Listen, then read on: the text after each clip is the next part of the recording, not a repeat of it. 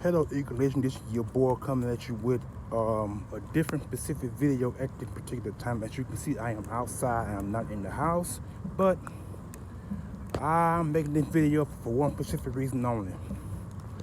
Some of you all got information or got news about a specific player who is showing his dismay and displeasure in Carson Wentz, Doug Pederson, and the entire Eagles organization, and most importantly, the fan base. But I'm gonna get to the fan base later.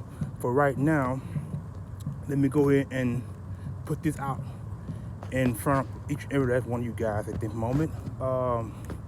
This particular guy came over from another team that wasn't shit at the time, and when he came with another wide receiver who, in my opinion, was probably a whole lot better than most. This receiver was traded to the Carolina Panthers for a draft pick, and he probably should have been the one that probably should have stayed, in my opinion. But when you had a tendency to talk about the organization, the players behind their backs, and you're not showing your loyalty to the team that signed you to a long-term deal after playing on a one-year contract to begin with, it's just a shame that you're gonna talk about the play calling for the last 6 weeks. Now, I understand the Eagles messed up 3 of the last 6 games that they played, or 6-7 games for that matter. I understand we are 3-4, but that gives you no right to disrespect the team in that manner. But you have 2 more years left on this contract, and if everything works out right, if the organization, Howie Roseman, have got word of this, that you have shown your dismay or displeasure to Doug Pederson in the play calling, you have no right to be there in the first place. You shouldn't have came. You should have kept yourself in Chicago, play for a franchise that's now on the rise, but they're having a shitty situation as well, and you just bad off. So, but it's just critical, very critical, for shit like that to happen, and shit for it to be said in that manner. So, this guy name is Alshon Jeffries. I'm quite sure you all seen the posts on Facebook or maybe on Instagram or any other media outlet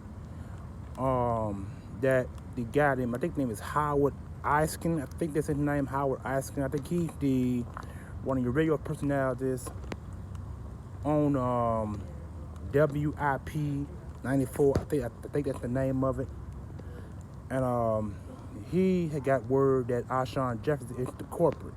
He's the one that's been saying all these negative things to begin with about Carson Wentz and Doug Pederson in the play calling, and and that's pitiful. You know what I'm saying? You really ain't did nothing since the first year, and the second year you were mediocre, and this year you ain't been about shit because you have just been hurt. I can't blame the injury. The injuries are injuries that come with the game, you know what I'm saying? But since you got back, you ain't been nothing. So with that being said, I hope the organization puts you in a better place, because you don't deserve to be a Philadelphia Eagle. You deserve to be somewhere else. So I'm hoping that Howie Roseman this year put you with a team that you may feel better with. You know, maybe you belong back to Chicago. Maybe that's the issue. Maybe they need to take you back to Chicago for a draft pick, some of that nature. So, but now to get to the fan base, I'm quite sure you all remember last year when the Eagles played the New Orleans Saints in the divisional rounds. After we beat the dog crap out of Chicago Bears in the playoffs, 16-15. Of course, you all got to remember that game. Um, if you all quite remember, Carson, when I caught this, but Nick Foles passed the ball or threw the ball to Alshon Jeffries, but the ball went through Alshon Jeffries' hands, and the ball wound up getting intercepted and going back several yards before he was tackled for that amount of yards that he ran. And y'all remember that Alshon Jeffries was on the ground, crying in tears, because he miscalculated the football that was thrown his way in the first place. And if you quite remember, y'all remember this young little lady who written a letter to Alshon Jeffries, showing her and expressing her emotions on that loss. You know what I'm saying? And Alshon Jeffries went to that school where everybody was. They'll give him a high five. They were happy to see him. You know what I'm saying? And I thought that was the most beautiful thing that I ever seen in my life. You know what I'm saying?